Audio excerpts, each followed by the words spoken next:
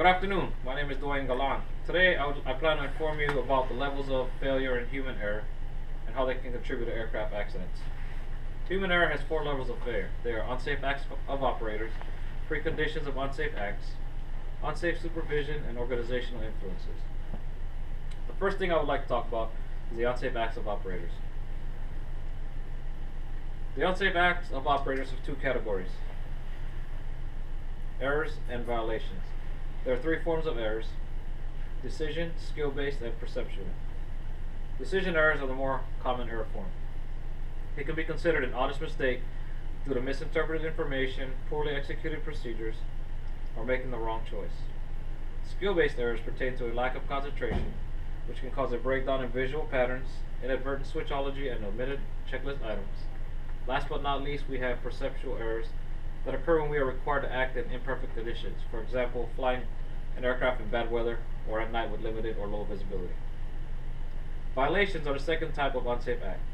They are categorized as routine and exceptional. Routine violations refer to accepted practices. Exceptional refers to unaccepted practices. For example, you may be driving on the road 5 miles over the speed limit and not get a ticket. However, if you're doing that 40 in that same speed zone, you can expect a ticket at the very least. Unsafe acts was the first level of failure. The second level of failure are the preconditions of the unsafe acts. Preconditions of unsafe acts have 2 categories: substandard conditions of the operator and the practices they commit. Standard conditions of the operator have 3 categories: adverse mental states, physiological states, and physical and/or mental limitations. Adverse mental states account for mental conditions that affect performance. Misplacement of motivation, overconfidence, and complacency are some of these conditions. Second category is physiological states. These are conditions that are spatial disorientation, hypoxia, intoxication, illusions.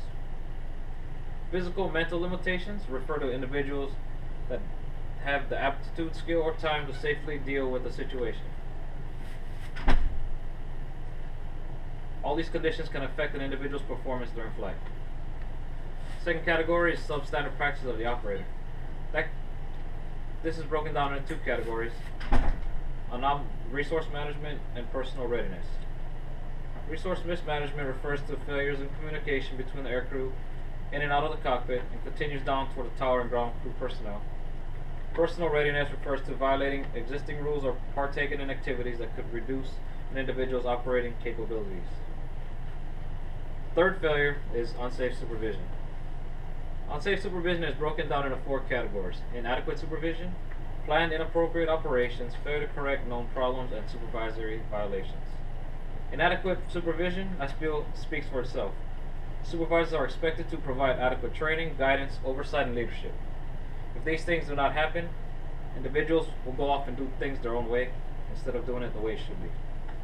Planned inappropriate operations refer to improper scheduling and operating planning of crew members. This deals with pairing up the crew members, their crew rest periods, and managing the risk associated with certain flights.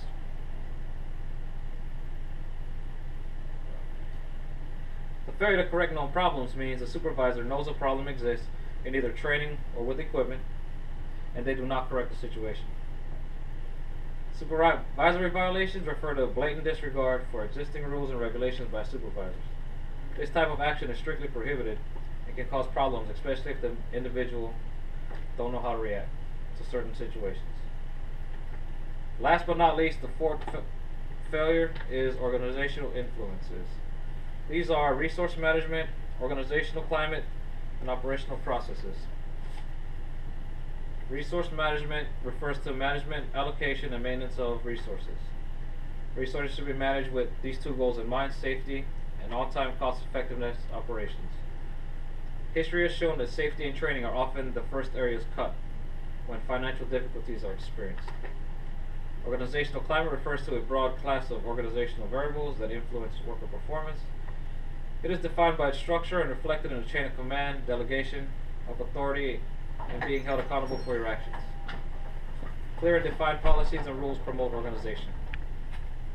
Operational processes refer to formal processes, procedures, and oversight within organization. poor upper level management and decisions can have a negative effect on operator performance and system safety. When an organization is mismanaged, it shows in their performance and how they do business.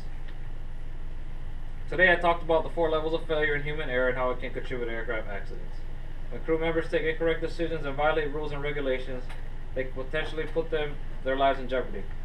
If a pilot is not fully aware of his or her actions, he or she can miscommunicate their intentions to crew members and ground crews. If supervisors are not following regulations and bending rules, accountability becomes scarce and the organization and structure can break down. Regulations were put into place to mitigate the human error, and we are all human and make mistakes. I do not want someone making the wrong decision affect my life when it depends on it.